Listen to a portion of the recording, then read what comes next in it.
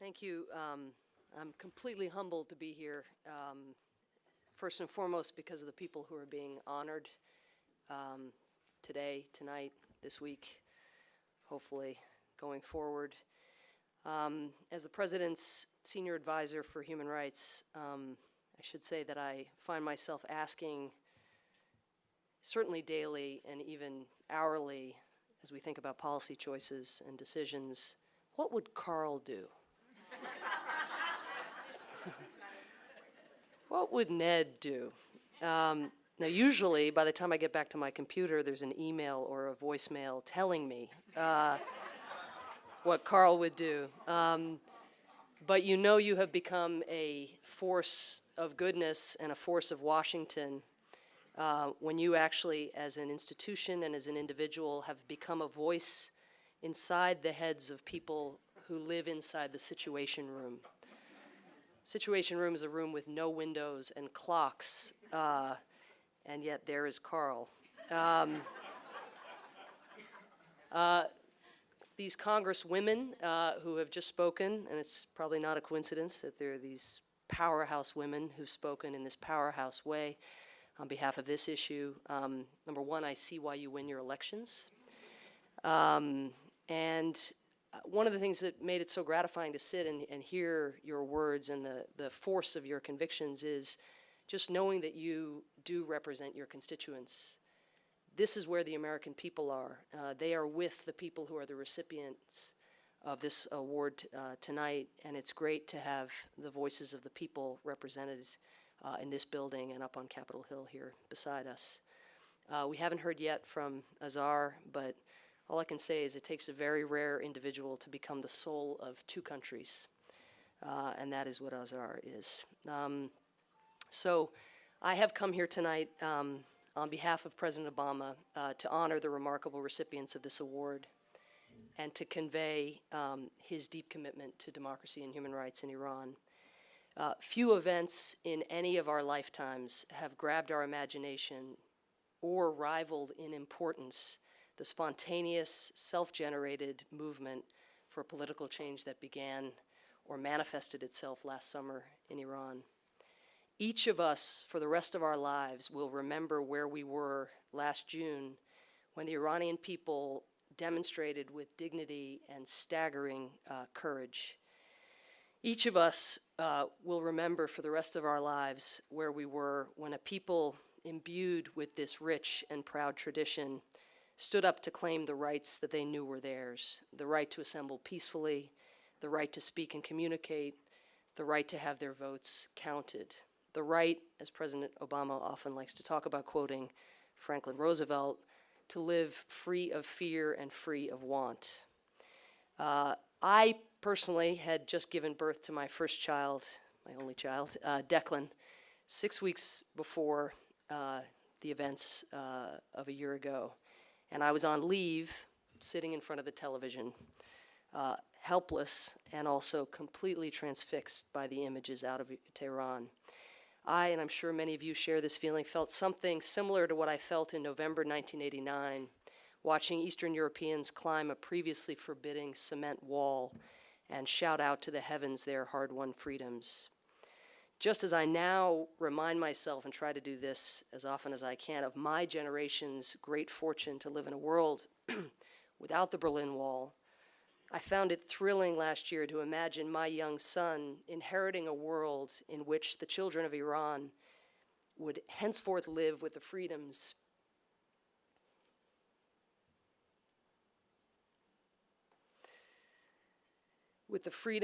that my little boy was blessed to be able to take for granted.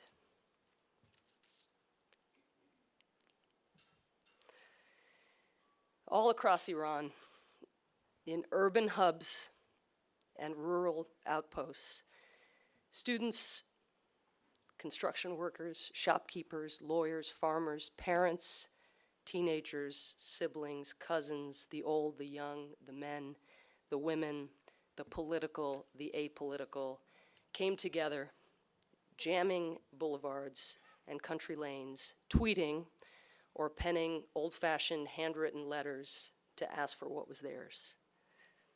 The best signal of their discipline was their silence. As a journalist friend of mine in Tehran put it, anger distilled to a wordless essence. Anger distilled to a wordless essence. The best signal of their determination was their refusal to go away. The Iranian people have been brutally suppressed by teenagers bussed into cities with clubs and helmets, by tear gas and assassinations, incarceration and rape, the techniques of the Savak recycled, and the lies of foreign involvement, the lies of Neda faking her death, websites blocked, truth, the ultimate enemy of this regime, negated. And yet, the protests continue in large and small ways. Police with green armbands, shops and bazaars closed down to protest the executions of Kurdish activists, men dressing up in women's headscarves to mimic and protest the antics of this regime, Iranians risking their lives to broadcast or text words or images of injustice to the rest of the world. The Constitution of the Islamic Republic of Iran embraces the universal right of individuals to have a say in how they are governed. It mandates the direct election of the president by a vote of the people. These are universal rights, and they are Iranian rights. We are delighted that the National Endowment for Democracy has chosen to honor those fighting for democracy and human rights in Iran with its annual Democracy Award this year.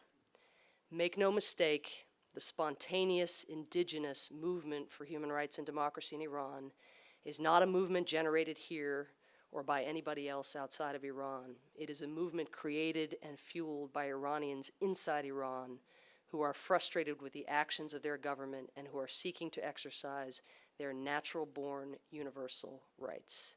Iranians will decide the future of their country, and President Obama believes, as everybody here tonight believes, that the day in which they will do so will soon come.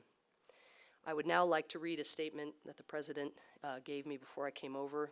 His comments, this will also be publicly released, but this is his monument to those being honored here tonight and this week.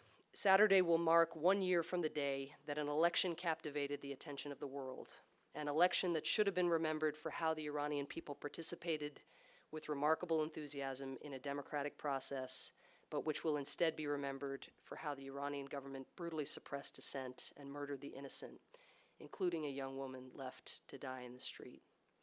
Over the course of this year, the people of Iran have sought to exercise their universal rights. They've been met with beatings in the street, imprisonment without cause, and false accusations that they served a foreign interest rather than their own interest in a better, freer life. The courage of so many Iranians in the face of severe repression is inspiring.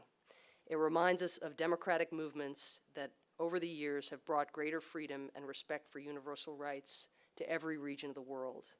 It causes us to look forward to the day when Iranians will be able to speak freely, assemble without fear, and express their views without facing retribution. A day when the Iranian government will represent and foster, rather than fear, instead the aspirations of its own people. It is the responsibility of all free people and free nations to make it clear that we are on the side of those who seek freedom, justice, and dignity, as surely as hope and history are. The courage of the Iranian people stands as an example to us all, and it challenges us to continue our efforts to bend the arc of history in the direction of justice. Thank you very much.